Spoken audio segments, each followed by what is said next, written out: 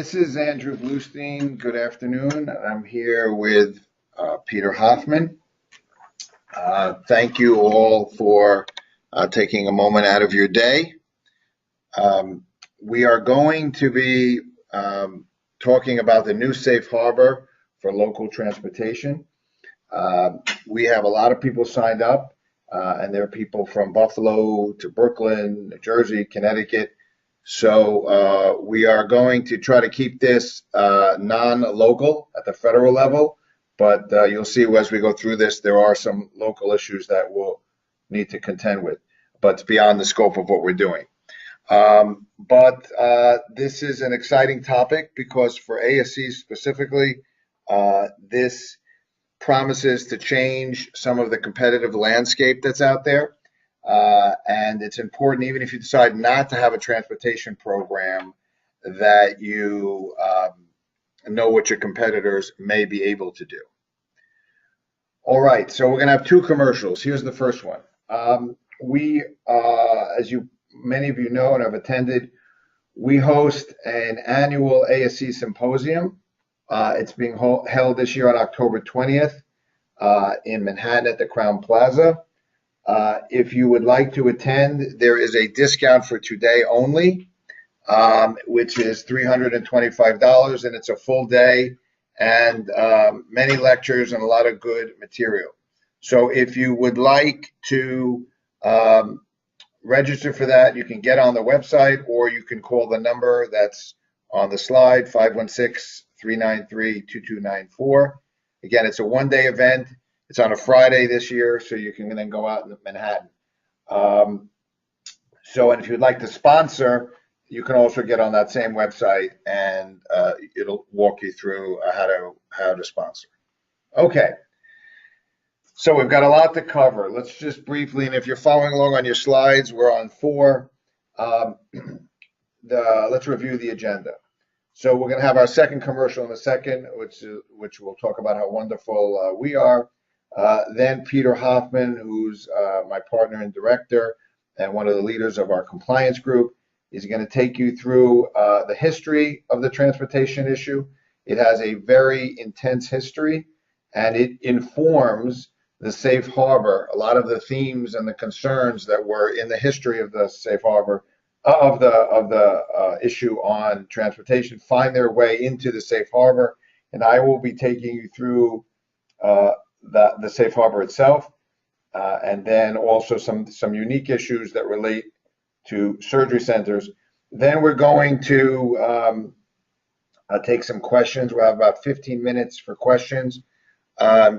You can put them right in, and we will read them. When we did another seminar, we couldn't get to all the questions, so you can feel free to call us, and we will discuss them with you. Okay. The second commercial, Garfunkel is an amazing firm. You should all use us for all your healthcare needs, and we have a very strong presence in the ASC market. So with that, I'm going to turn over the history of the transportation issue part of the agenda to Peter Hoffman. Peter? Thank you, Andrew, and good morning, everyone.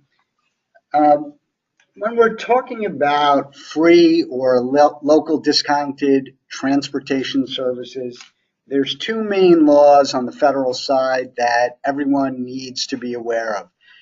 These have applied for a long time. They continue to apply even after the new safe harbor, which we'll be talking about later. The first one of those laws that I assume most on the call are aware of is the federal anti-kickback statute. As relevant to the issue of free or discounted local transportation services, that statute prohibits the knowing and willful solicitation, receipt, offer or payment of remuneration when it is to induce or reward referrals of items or services that are payable in any way by a federal health care program. And as you probably know, the main federal health care programs are Medicare and Medicaid. There are others, which we'll touch on in a bit. When looking at transportation, the offer itself to transport a patient can be considered the remuneration. It's an item of value. It could be considered the remuneration that's being offered to the patient, or it can be considered the remuneration often offered to the provider who is referring the patient to your surgery center. So when that offer of transportation services is made to induce them to come to your surgery center, if the patient is a federal program beneficiary patient, the anti-kickback statute is implicated. The reason that's important is that a violation of the anti-kickback statute covers a very significant number of penalties. First of all, the statute itself is a criminal statute.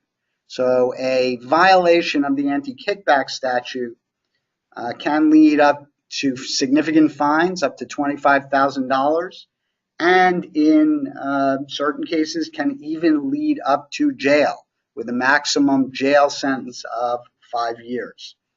In addition, if you violate the anti-kickback statute, you are violating other federal statutes as well. For example, the Federal False Claims Act, which many of you are familiar with. And the penalties there are quite severe for violations of the FCA.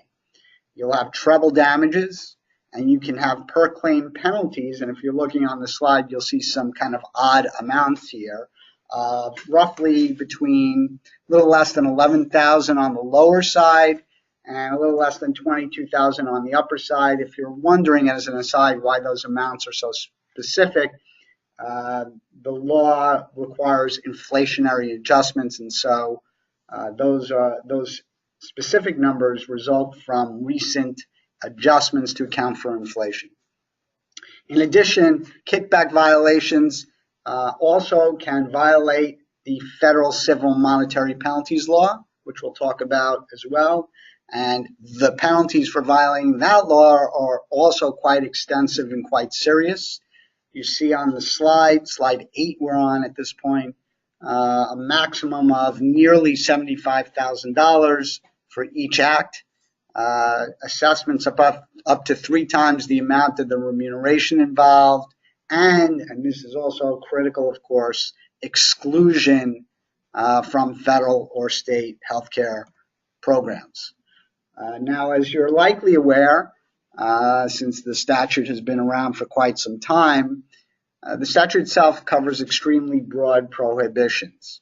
However, Congress, in enacting the law, provided for certain statutory exceptions and certain regulations known as safe harbors that are meant to protect very specific types of arrangements where the government has said, well, if you do certain things, we will deem the potential for abusive referral or purchasing practices to be minimal and therefore protected. A key takeaway as we listen later in the presentation to the requirements of the safe harbor is that in order to get the protection afforded by a safe harbor under the anti-kickback statutes, you must comply with every single requirement. You cannot come close. If there are 5 requirements, you can't say, well, I met 4 of them. Do I still get the protection? The answer is no. So you need, if you're looking for the protection afforded by that statute, to comply with every single requirement. The second statute that I want to talk about is the under this federal civil monetary penalties law. Again, this is a broad law. It's administered on the administrative side still by the OIG. And the one that's relevant to transportation is called the beneficiary inducements prohibition. And you'll see on slide 10 what that says. Without going through the legalese there, essentially what it says is that if you transfer or offer something of value, remuneration, to a patient who's eligible for Medicare or a state healthcare program like Medicaid, and you know, or you should know, that that remuneration that's being offered is likely to influence that patient to select a certain provider, certain practitioner, certain supplier, for instance, a particular ASC, then you will violate that statute if it's influencing to select you to order or receive a certain service that's payable under one of the federal healthcare programs. So those are the two main statutes on the federal side that are implicated by offering transportation. Again, just carrying the beneficiary inducement statute a little bit further, it is not a specific intent statute. As you saw from the prior slide, it's enough if you should know that the remuneration is likely to influence the patient's choice. So again, bringing it back to the topic of the day, if a patient says, I can't get to you, and you say, well, I will bus you in at no cost to you, I think it's a safe assumption that you knew or should have known that that offer of remuneration, meaning the offer of a free or discounted transportation to your facility, is inducing them to come to you, select you as the provider. And again, here, yet another statute where you have quite significant penalties, more than $15,000 each time you influence a patient to order a particular item or service. Again, the treble assessments. And again, another avenue for the government to exclude you from federal healthcare programs, which, as you probably know, really could be a death knell to the practice, because the exclusion can lead to cascading exclusions by other programs, even non-federal ones, commercial payers, private payers, so on and so forth. Now, the history of the free transportation issue, notwithstanding those two statutes, is actually quite interesting. Going back to all the way to 2002, if you look at the civil monetary penalties law, the underlying congressional intent is very clear.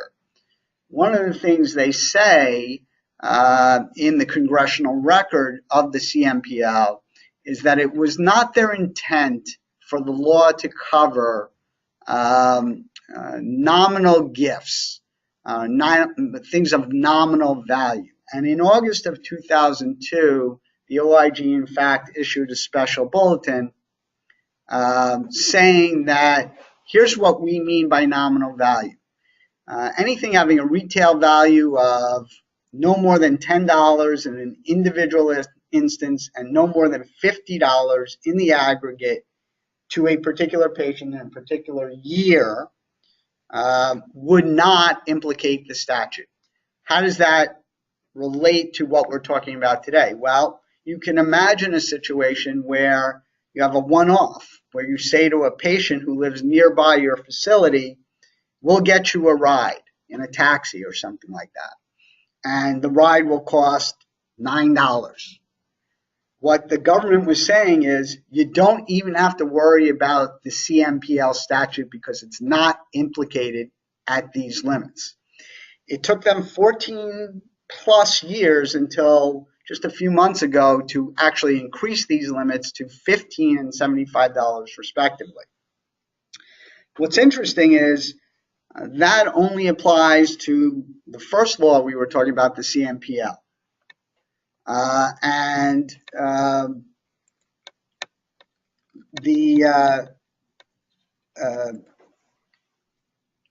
It does not apply to the kickback statute, which does not have a de minimis requirement. At this time, the OIG said, look, we recognize there's value in certain local complementary transportation services, and so we're going to consider issuing an exception under the CMPL to cover certain programs of transportation that are more than nominal value, because obviously the $10 and $20 limits that were in place at the time weren't particularly helpful in a large number of cases. A few months later, in December of 2002, in fact, the OIG I think recognizing the very limited 1050 application, issued another letter and said, you know, we know that certain hospital-based providers have complementary transportation programs. And they said, until we figure this out, if you meet very specific criteria, which I won't go into in any great detail here, we won't penalize those programs. The programs had to be in existence before August 30th of 2002. They looked at things that we'll talk about more later, about shifting cost of federal healthcare programs, about the type of vehicle being used, about how far the travel was involved. So if you fast forward, what you had in the pre-Safe Harbor period is you had the government saying, you had these two very kind of draconian statutes that clearly were implicated by offering transportation. And at the same time, you had the government saying, well, we recognize that there's value in certain services of offering transportation to patients. And so what happened was a number of providers over the ensuing years went to the OIG and asked for an advisory opinion. And as you may know, advisory opinions are technically limited to the requester. They don't have application to other laws. They don't have application to other providers. And in doing that, here are the types of things, if you're looking at slide 15, that they were balancing. On the one side, they were saying there are things for patient care, financial need, transportation resources, the need to ensure treatment compliance. And on the other side, they were looking at potential fraud and abuse. And these are the standard types of things they would look at. The potential for overutilization, the potential for inappropriate steering of patients, the potential of more unnecessary services being provided, providers who may target Medicare patients and bust them in, and of course anti-competitiveness concerns. Also in this era, they said, look, we can give you some examples of things that we think are potentially abusive. And we'll go through some of these because they highlight areas that you will see throughout the advisory opinions and in the current safe harbors. Here's a few, beginning on slide 16.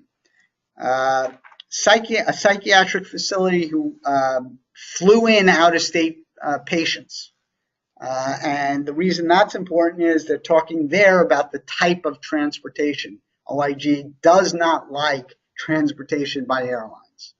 Second one, van driver soliciting Medicaid patients and being paid, the driver being paid on a per patient or per service basis. The concern there is if you're paying somebody to go out and find patients and paying them each time they bring you a patient to your facility, that leads to a very high risk of abuse. Couple more. Hospitals offering providers of skilled nursing facilities or other congregate care type facilities free transportation for particular types of services that the OIG said were of, quote, questionable necessity. That comes back to the medical necessity issue, and that's something we'll see in the safe harbor as well. Hospitals offering free limousine services. That goes to the type of transportation. Very much against air transportation, luxury level, ambulance level. Those are things that the OIG for years and years have said, we don't really like that. And then hospitals offering free services in an ambulance, again, the type of vehicle, without any determination of need. So there were actually certain safe harbors, there were certain advisory opinions before the safe harbor. And one of the seminal ones was issued back in 2000, 2000-7 it's called, and it involved a hospital offering transportation to patients who were very ill and needed extended courses of treatment for chemotherapy, dialysis, radiation therapy, those types of diagnoses that required extended courses of treatment, and obviously were beyond question as to the serious nature. The reason this, in my view, became a somewhat seminal opinion is, in the opinion, the OIG said, here's the types of things we're going to look at. We're going to look at who you offering it to. We don't want you targeting Medicare, Medicaid, federal program beneficiaries. Where are you offering it? How far are you going? Is there other ways to get there? And are you shifting costs? And in the ensuing years, you'll see 2 or 3 additional advisory opinions. In fact, there's a number of more, but the slides on the next 2 pages covered 2 or 3, where they looked at those factors and they said, we won't impose sanctions under our authorities because your program was specifically limited. You weren't advertising, you weren't trying to promote your other services, you weren't shifting costs, you had a very described written policy that was uniformly applied, you weren't targeting patients, you weren't using high-cost vehicles. For instance, in 1102, you were using a van, the distance was short, a quarter mile, things like that nature. And you'll see these in just a moment when I turn over the program to Andrew to go through the safe harbor. The last one I want to talk about is, there was an advisory opinion on page 19. It's number 15, meaning it was issued in 2015-13. And that one was one of the few where they talked about a shuttle service. And there again, they said they wouldn't impose sanction because it was a shuttle that only ran on a set circuit in a very limited distance, in that case about 18 miles, and it had all the other earmarks that we've been talking about. No cost shifting, limited availability of other transportation, it wasn't a luxury vehicle, it wasn't an ambulance, the van drivers were not paid based on how many patients they were transporting. So these are the things that are relevant. And as I turn it over to Andrew to talk about the safe harbor, my last comment will be that, remember, the kickback statute, unlike some of the other fraud and abuse laws that you may be familiar with, like Stark, is not strict liability. If you want an assurance of protection, you must meet all the requirements of a particular safe harbor. However, if you don't meet all of the requirements of a particular safe harbor, that does not necessarily mean you have per se violated the kickback law.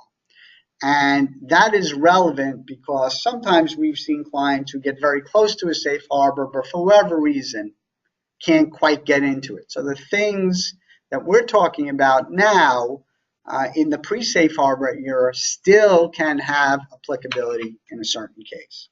And with that said, we're going to turn to the actual transportation safe harbor. And I'm going to turn it over to my partner, Andrew Bluestein, for that part of the presentation. Thanks, Peter. Okay, so if you're an ASC, you're thinking to yourself, I don't want these 2 nasty statutes to come and attack me, and I want to consider doing transportation. How do I do it? This is what we're about to cover now. Okay, so trying to move the slide forward. Okay, so here we are. As Peter said, safe harbors give you the protection. I think of safe harbors like bunkers. As long as you're inside the bunker, you're protected.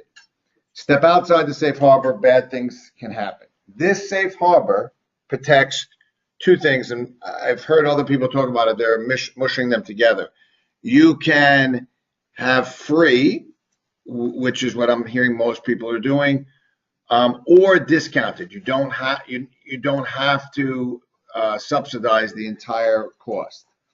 So you can have free or discounted local, and we're going to define local in a second, transportation, and you can be free of all the scary things that Peter was describing, okay, from both the compliance as well as the civil monetary penalties law. So how do we get inside this bunker? All right.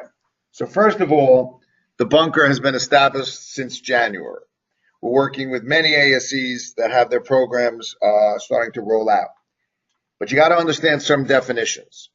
So this applies to an eligible entity which is basically an ASC for purposes of our discussion. And you can do it two ways. You can provide it to established patients, which we'll talk about in a second, on an individual basis. So that means a cab picking up a patient at their house. The other way, and again, remember, a lot of the things that Peter talked about in the history, you're going to find a way into the safe harbor. You can also set up a shuttle service. A shuttle service does not have to be for established patients. So think about it. It may be outside of Madison Square Garden. It picks you up. It stops at 5 or 6 locations along the way, eventually stops at the ASC. You could hop on it and hop off. You don't even have to go to the ASC. We'll talk more about it, but those are the two different ways. So when I talk about the cabs picking people up, that's the first way, and the second way is the shuttle. Okay. The safe harbor deals with federal healthcare programs, Medicare, Medicaid, and the other ones that are listed here. What's beyond the scope of what we're talking about is state laws. We have representatives, as I said before, from 3 different states, and payer programs like workers' comp. They have their own issues, and so we're not going to be focusing on that. Right now, we're focusing on federal healthcare programs, which for ASCs that are certified for Medicare, which is almost all of them, you are right in the bullseye of this safe harbor. Okay, so who can offer it? Any eligible entity, which is an ASC. It can't be pharmacies and durable medical equipment. So if somebody comes up to your ASC and says, hey, we'll do it for you, that doesn't work, okay? There's a belief by the government that there's a higher level of abuse in situations by those type of non-medical providers, non-service providers providing it. Okay. Here's a question that, and by the way, we're seeing some questions pop up, so that's good. Keep putting them in as we go through. The definition of established patient is very interesting. Let's say you have an ASC, and the doctor says to the patient, all right, Andrew, I want you to go Monday to the ASC. I'll meet you there and I'll perform it. Okay. I've never set foot in the ASC. I have never gotten any services there, nothing. My first time is Monday. That's okay. I'm considered an established patient because I've selected the ASC and I've made an appointment. By that point, you'll have been doing pre-auths. That's enough. Okay. So that's a broad definition that the government has given us. Okay. The government's also recognizing that times are a-changing, and we have a lot of integrated entities. So, for example, if you're part of an ACO, let's say, the ACO can assist in providing the transportation. They can arrange it. They can do all those things. But the bearing of the cost has to be by the individual ASC component, okay? All right. Now, remember the things that Peter was saying. They come out in the safe harbor, okay? So you can't have a stretch limo picking up patients because that's outside the safe harbor. So it's no air, luxury, or ambulance level transportation. You can use public transportation. You can also reimburse upon presentation of an appropriate receipt. So let's say I take a bus, it's $10. I could go to the ASC. Here's the receipt I got, and I could get money from the ASC. It's a little, if you're asking us for the gold standard while you can do it, it does run into some problems keeping the receipt and doing things like that to show that you were actually given one. But you could do it. Okay. You can't market or advertise. So if the cab is picking me up while I'm sitting in the cab, it can't start telling me about how great the ASC is. It also gives Botox. Can't start doing that. Okay. You also, we're going to talk about this a little more, you can't put it on your website and things like that, okay? Now, the shuttle service can post the routes, so you could have in the ASC, you could even put it in, let's say, a local supermarket, the ABC ASC picks up here, you can do those things, okay? But you can't view the person sitting in that cab as kind of a captive audience for your marketing purposes. Okay. Now, on the slide, you see at the top it says both types. So the two types again are shuttle and individual pickup. Okay. When you make your arrangements with the drivers, there are things you can't do besides not advertising. They can't be paid on a per, like if I bring you 10, it's going to be $100. If I pick up 10, it's going to be 100. If I pick up 300, it's going to be less. Okay. Now, this is important, and I know we have some financial people on in the audience. Okay. The government's going to let you do this, but you cannot shift the cost of them in any way, which means the cost of these programs are going to drop directly down to your bottom line. So when the physician owners say, why would I ever want to do this? The answer is, if I can go to two ASCs and one that's going to pick me up and one that's not going to pick me up, I'm just speaking for myself, but I don't know that I'm that different in this respect. I am going to pick the one that's going to offer me this. So it's something that you have to shoulder. But again, as I said at the outset, I think you're starting to see, you're going to start to see the competitive landscape change. Okay, if you're following along on your hymnal, we're up to slide 29. You have to have a policy that is uniformly and consistently applied. This can't be kind of, well, I like Andrew, I don't like Peter, I'm going to give it to Andrew. You can't do it. There has to be some criteria. And it is amazing that as Peter and I are working through these policies, everyone seems to be tailoring them very differently. And the government allows you to do that. So Peter was right when he said you got to be inside the safe harbor, but within that safe harbor, you can kind of create your landscape. We're going to get more into that, okay? They tell you that you don't have to keep documentation.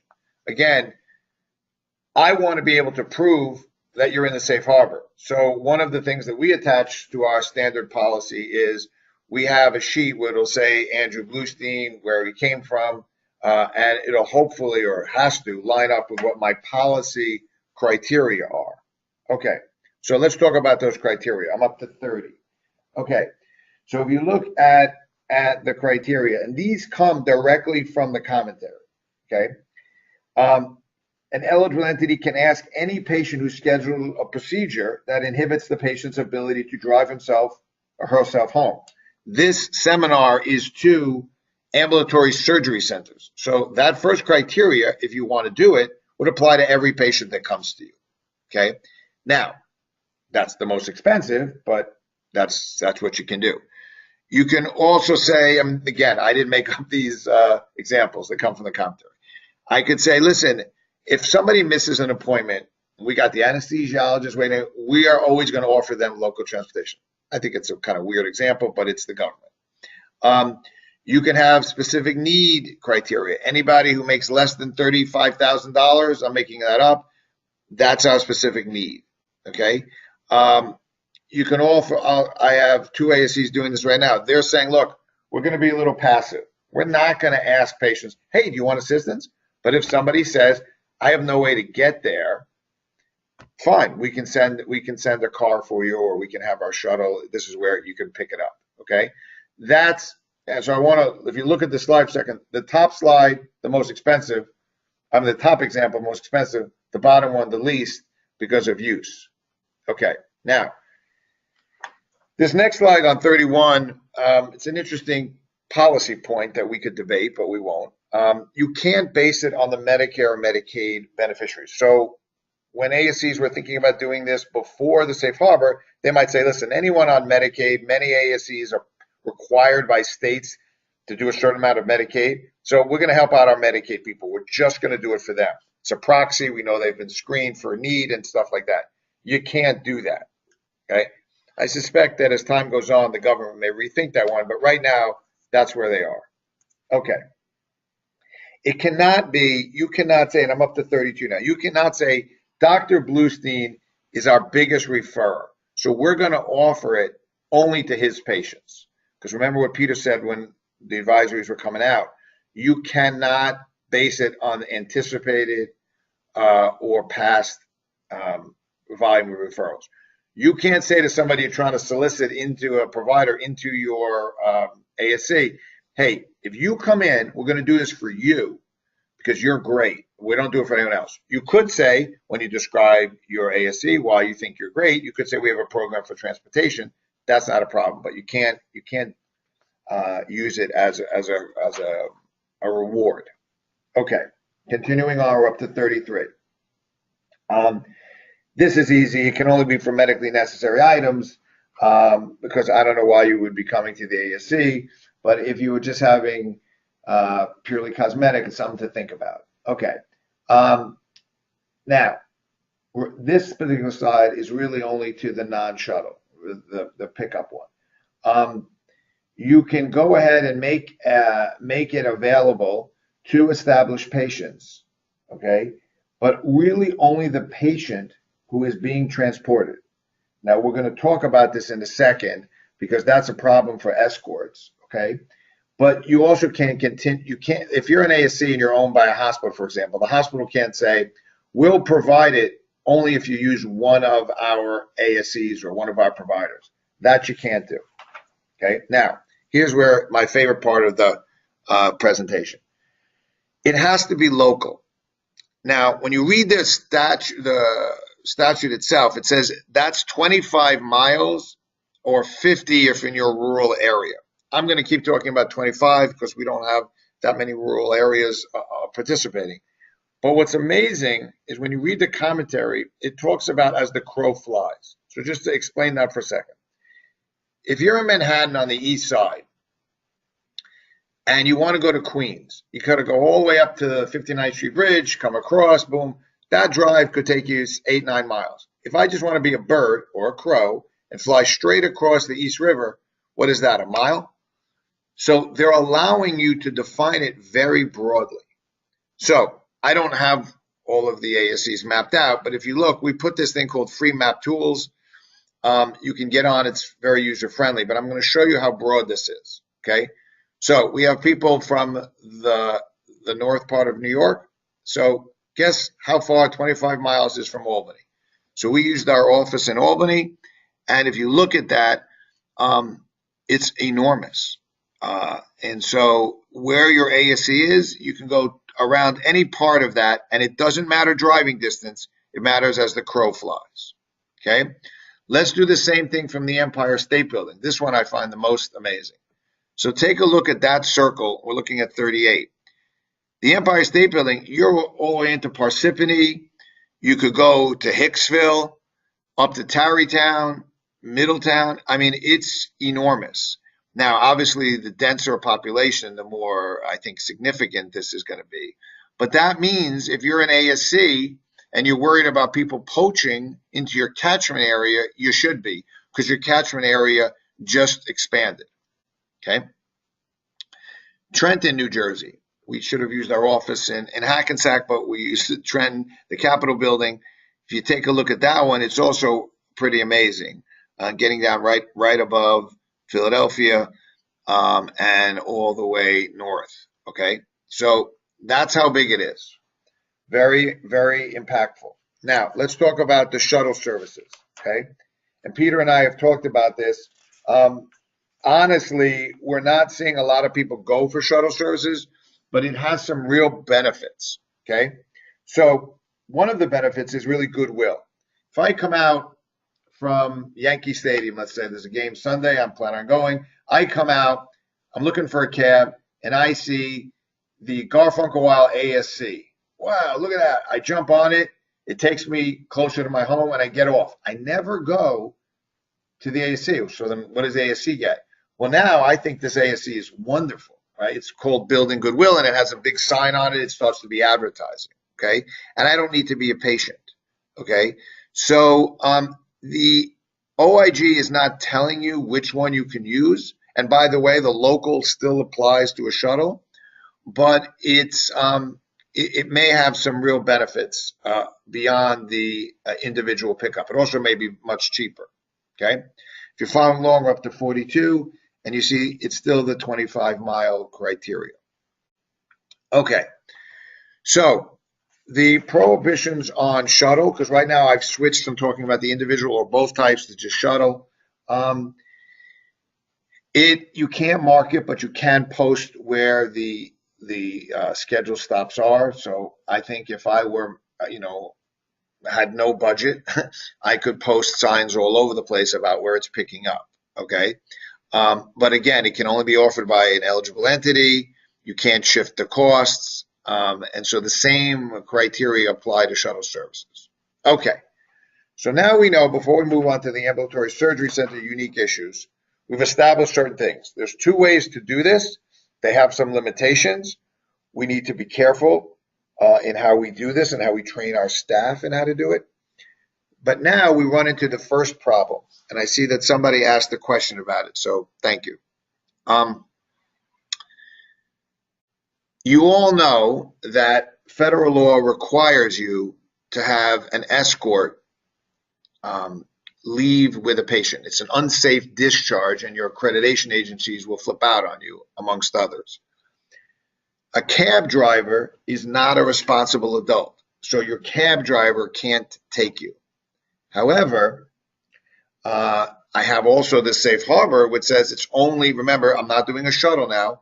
I'm doing the individual cab. It has to be for an established patient. Okay. So how do I balance these two laws? Okay. So I'm waiting and pleading with any of the people who are listening. If you would like to file an advisory opinion with the OIG, we can do that. I believe we would get a successful decision, but until somebody actually asks the question and points out this unique problem with ASCs, you are not fully within the safe harbor if you do the cab to home route with an escort. Okay, now that being said, and we could talk about this for individual advice, there are ASCs that are willing to take their toe outside the safe harbor on this one issue and allow the escort to accompany the patient home. They are restricting it, so it's one person, it's an adult. The person can only, you can't say, oh, I'm leaving with the escort. By the way, could you drop me off at the movies and then take my mom home? So we're saying it's only to take them into the patient's home. I personally think that that's a step outside. That is a risk worth considering. Okay, and we are working with several ASCs. But also, one of the things as well that I think bodes to support this decision, if the OIG are ever going to give it, is the cab company does not charge you more money if it's a standard cab company if there's one or two people in there. So you're not spending any more money. You're protecting the patient. And so it's, we're not giving legal advice on here, but it is, if you were going to step out, that's something to consider, because otherwise what you could do is you could pay the cab company separately. Well, no, you could say we're taking the patient home, but the escort has to pay for it, him or herself. It gets very odd. Okay. Keep in mind, we didn't want to forget this. State laws talk about who can drive a cab. If you use a cab company, they should have the licenses that are necessary. You'll need insurance, transportation insurance to cover it. We are finding, and I'm a healthcare lawyer, so I don't really do a lot of transportation work. We are finding that certain ASCs, we've entered into contracts with the transportation companies, and they have very little insurance. And so we have moved away from some of those companies. Okay, so what are the next steps? And get ready for your questions. We'll lead off with some that we've received, and then we'll look at others. You got to get together, I think, with a multidisciplinary group. You got to have your CFO, if you have a compliance person, your medical director, your owner, maybe your chairman of your board, whatever, and you need to think about this. How much is it going to cost? Do I want to do it? If I don't want to spend that much money, can I have a criteria that's less? So I have one ASC that's picking one area which doesn't really have great transportation to its ASC, and that's the only place they're doing it. You can do a lot of things, okay? But that's where the creativity comes in, and of course, I know a great firm that can help you think through some of those issues. Okay. Next steps, and the first one I I really want to emphasize, I have an ASC, not one of our clients, that said to me, oh, this is great. We are doing transportation. I said, oh, really? Who wrote your policy? And they said, we don't have a policy. Okay. That would be stepping outside the safe harbor that could get you into real trouble, the trouble that Peter was describing. So you have to adopt a policy, especially, or most specifically, if you're doing it for the cab ride home. If it's a shuttle service, I still would recommend the policy, but not as strongly. Okay, the next one that's really important is you need to train the ASC staff on the requirements. We have certain, of course, this is a shameless plug, we have training materials. It's really important that they do it right, because if they don't do it right and an OIG inspector who is a patient or just faking it calls up, you could have a problem, okay? And of course, the most important step is to register for our annual ASC seminar. For those of you who got in late, up until 11:59 tonight, we are offering a $25 discount, so you can register and you can save the money. So it'll only be $325 for our one-day seminar. Okay, so I'm going to ask first Peter a question, then I'll ask him two questions while I also review the other questions that are there. So Peter, let's look at a question. Can I post on the ASC's website that we offer free discounted transportation? Okay, so that's an important question, obviously. Unfortunately, the answer to that is no, and definitively no. You'll remember from Andrew's presentation that whether you do the transportation services to individual federal program patients, or if you choose to adopt a shuttle service model, one of the requirements is that you not engage in marketing or advertising. And the OIG has been quite clear that they consider marketing on your website to violate that prohibition. Similarly, to take the question a little bit further, if you were handing out pamphlets or printed materials or thinking about doing that on the transportation service, that would be no good. So no websites, no informational material about all the wonderful procedures and services you provide. Those fall within the prohibitions for marketing and advertising as a general matter.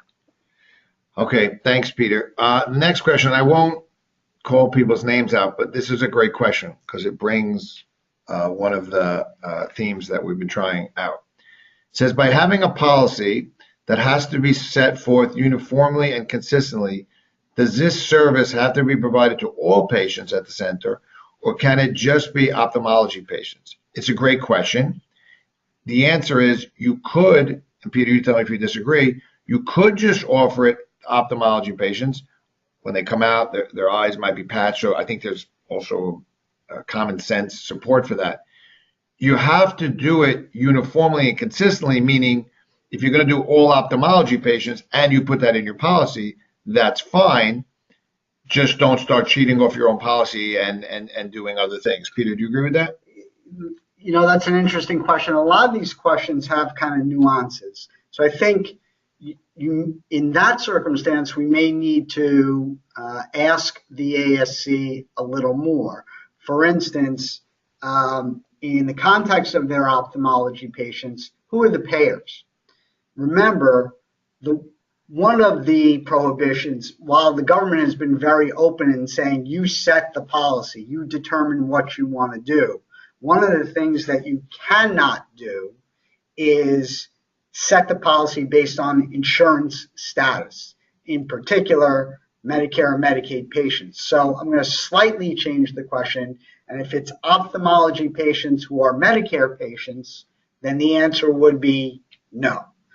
So there's always some nuances, and lawyers love nuances.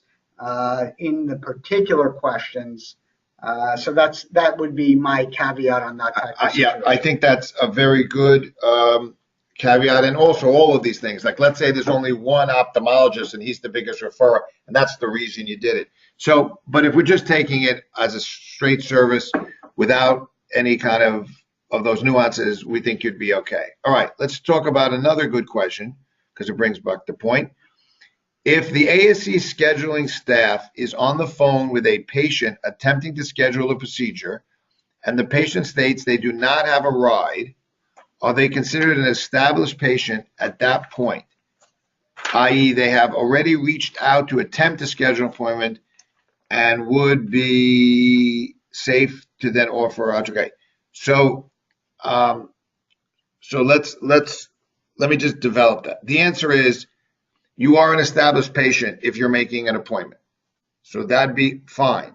But remember, if you're at the reception and you're answering that phone call, it would be safe to offer it to them if they fall into your policy. So if your policy was, we're going to offer it to any patient that says, I need a ride, and that patient is scheduling an appointment, they would be an established patient, and that would be consistent with your policy. Right, and for just to kind of put a point on that, if you take a look at slide 25, that gives you the actual legal definition of established patient, which I think meets the criteria that the questioner was setting forth, which is in that hypothetical, the patient has already selected your ASC and has, by calling, initiated contact to schedule an appointment. So yes, they would be an established patient, but Andrew's point is well taken. Depending on what your policy is, because you'll need, if you're offering it on the individual basis, to have the written policy, you would need to comply with that and, again, apply it uniformly and consistently. Okay, next question, and thanks. Keep putting these out there. If the ASC plans to pass 100% of the transportation expense onto the patient, i.e., the ASC gets billed $30 for the cab ride, I assume by the cab company, and then the ASC bills that to the patient, not insurance. Is any of this applicable? I think what you're saying is all you're doing is arranging for the cab to come. No, I mean, when you say it's not applicable, the Safe Harbor is about offering offering free or discounted insurance. You're not doing that. Your transportation. You're just being good customer service. So there's nothing wrong with that, but I'm going to just put my hat on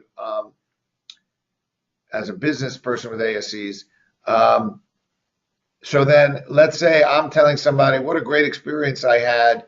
They sent me home in a cab, and Peter went to a different ASC and said, oh, I had it too. I was so happy I didn't have to pay for it. I said, you didn't have to pay for it. I had to pay for it. So then I call up I say to my doctor next time, could you send me to an ASC if I ever need a procedure where it's free, like Peter got? So that's just a business thing, not a legal thing. And one caveat on that is there are certain insurers, including Medicaid in certain circumstances, that cover, in very defined situations, transportation. If a Medicaid patient had covered transportation, then that patient should not be charged by you for that service, because they should be able to get reimbursement through the Medicaid program. It's a little bit outside the scope of today's presentation, but there are, as always is the case in law, there are different laws, many of which we're not talking about today, that could complicate a particular scenario. Okay. By the way, we have 5 minutes left, and the questions are pouring in. We will not get to all of them, and so that's the way it goes. Okay. Somebody asked a question, which I'm not sure what you're asking, but we're going to change it a little bit, and then Peter's going to kick me because this is a very broad question. But we'll give you the theoretic answer, but tell you that a lot more would have to be discussed.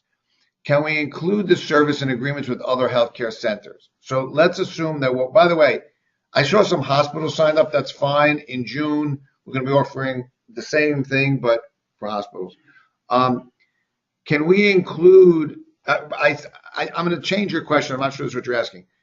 Let's say I have, let's say we have an office in Hackensack. So we've got 3 ASCs in Hackensack, okay? And we want, those 3 ASCs want to share the costs of a van that's going to go around and pick up patients, okay? Can you do that? There is nothing that prohibits it, but, and lawyers love the buts, there's a lot of buts, and it's beyond the scope now. We would have to make sure, for example, that it was divided, it was shared by each ASC in an appropriate way, and that all of the other safe harbor issues that we've talked about were followed. But we have had ASCs contemplate this, because if you want, remember, there's 2 ways to do it, and I actually didn't bring this up that much in my remarks. You could call a company, you could have a shuttle service, but you could also take your own van, get a driver, get the insurance, and use that van. You don't have to use a third-party transporter. A lot of state law issues with that, but a lot of ASCs are coming back to me and saying, that's cheaper. I hear it. And can we share it? And the answer is theoretically yes, but we have to work out those arrangements. Peter, do you agree with that? Yeah, I think, that the sharing question is interesting. It's not directly addressed. I think that there are possibilities. My short answer would be, I think it's something that needs to be looked at very carefully, not just for the safe harbor requirements under kickback and civil monetary penalties, but again, going back to, there are other laws that could be implicated beyond the scope of this webinar, such as antitrust, anti-competitive laws. So it's possible, but I think it's something that would need to be looked at pretty closely. All right, next question. We're coming down. We have only 2 minutes. I'm sorry I missed the beginning. Okay, you missed the best part. Because that was the commercial to register for our webinar. There, I got it in at the end. Is this mandatory for all ASCs to have transportation for patients? It is not mandatory. You do not have to do this. Okay. Question is, if all of your competitors are doing it, does it become quasi-mandatory from a business perspective? Okay, so we have literally time for one more. Signage. Okay, Peter, why don't you ask that one? Okay, so we have a question. Can I put the name of the ASC on the door of the vehicle?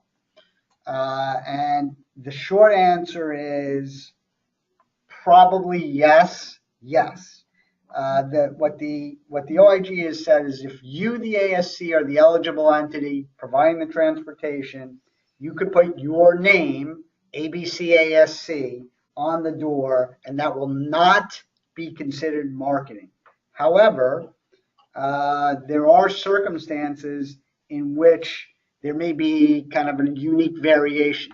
If the vehicle is being donated to the ASC by another healthcare provider or supplier or someone involved with items or services, a DME company, then you could not post a sign that that vehicle was donated, because that would be considered marketing. But if it's your vehicle, you can put your name up there, just your name. Again, no pamphlets handing out, no driver marketing, no pumping up other services, but putting your own name would be acceptable. And one last thing, I know there's ASC chains, if you will. They can all bear that name. So that's a good business move. Okay, so thank you. Everyone hung in there.